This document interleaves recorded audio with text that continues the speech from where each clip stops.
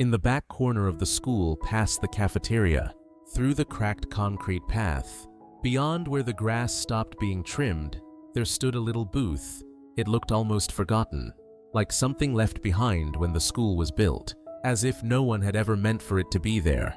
But someone was inside it.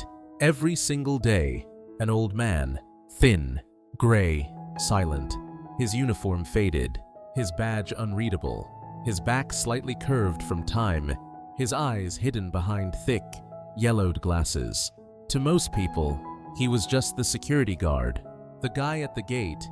People didn't know his name. They didn't ask. They just waved vaguely or pointed. "Can you unlock the gate? Could you watch my bike for a few hours? Hey, I left my lunch in the car. Can you open the back lot?" He always nodded, did what was asked. No fuss, no questions, no recognition. He came early, left late, worked through rainstorms and heat waves. He never missed a day, not once in 8 years.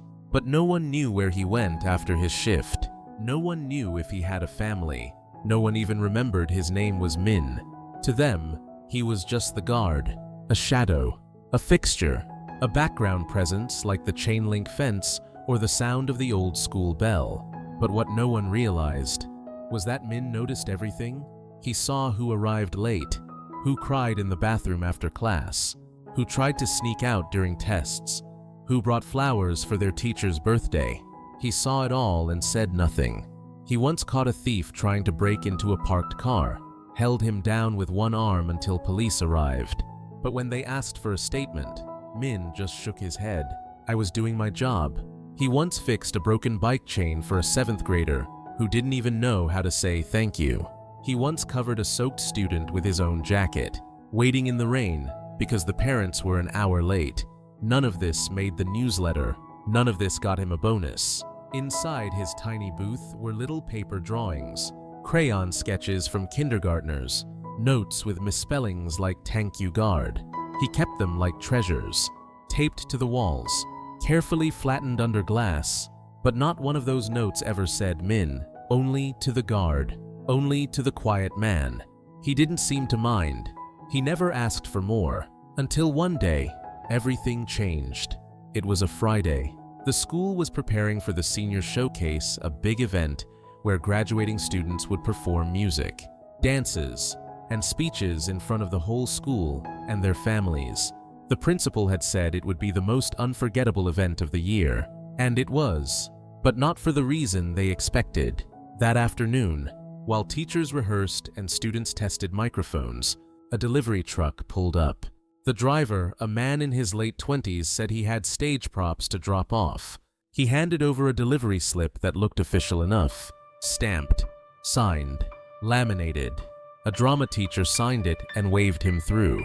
Min opened the gate, stepped aside, and watched the truck roll in. But he didn't look away. His eyes narrowed. Something didn't feel right. The delivery guy didn't smile, didn't make eye contact.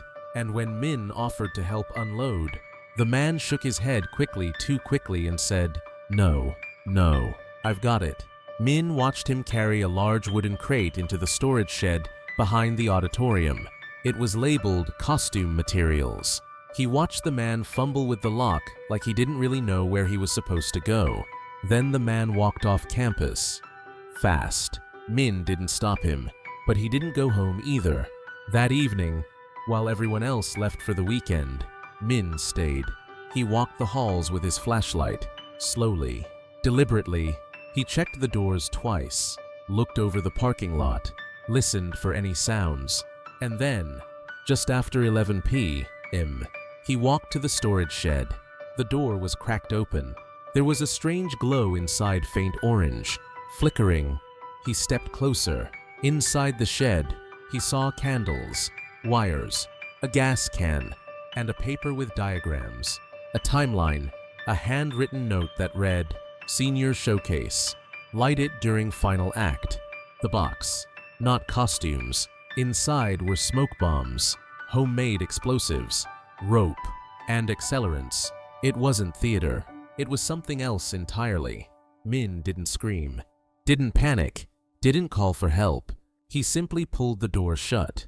locked it from the outside, dialed 911, and waited. The voice on the other end asked, "Are you safe?" Min whispered, "I am, but they're not. Please come quickly." The man, the fake delivery guy, returned 20 minutes later, just before midnight. He found the storage shed locked, tried to break the door open. Min stepped out of the shadows and said calmly, "Police are on their way." The man lunged at him. Min stepped back quick, precise, trained. With a quiet move, he swept the man off his feet, pinned him to the ground. He didn't shout. He didn't hit. He just waited steady, breathing, still. By the time the police arrived, Min had been sitting on the man for nearly 10 minutes. What they discovered after shook the school to its core. The man had once been a student at that very school, expelled years ago for fighting and threatening behavior.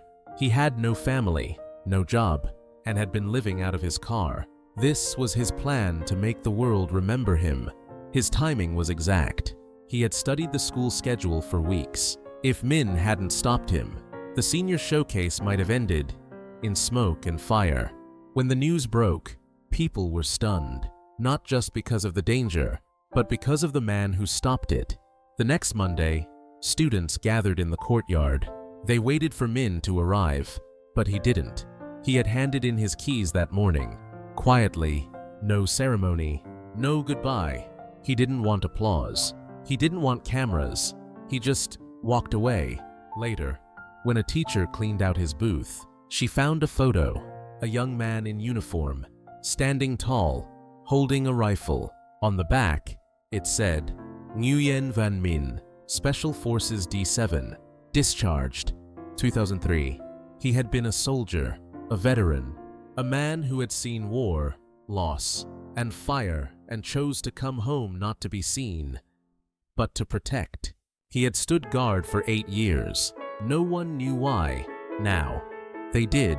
Some say heroes wear capes, but some wear faded uniforms. Some sit in silence. Some hold the world together, without asking for anything in return. Ming never asked for thanks, but the whole school, every teacher, every student, every parent, would never forget the man who watched over them, even when they didn't know they needed watching. Because some heroes don't need to be seen, they just need to be there, and Min was